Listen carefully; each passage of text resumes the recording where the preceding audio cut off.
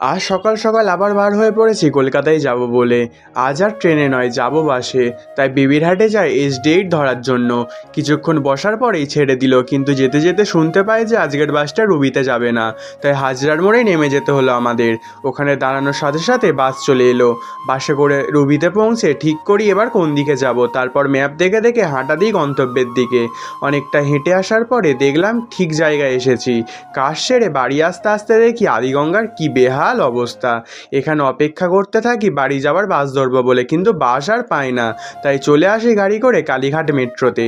খুব খিদে পাচ্ছিল, তাই এখান থেকে কিছু খাবার কেনার পরে চলে আসি কালীঘাটের মেট্রোর ভেতরে। ওখান থেকে টিকিট কেটে মেট্রোয় করে চলে আসি এসপ্ল্যানেড। তারপর যাই ওই পাশের মার্কেটে একটা জার্সি কিনতে।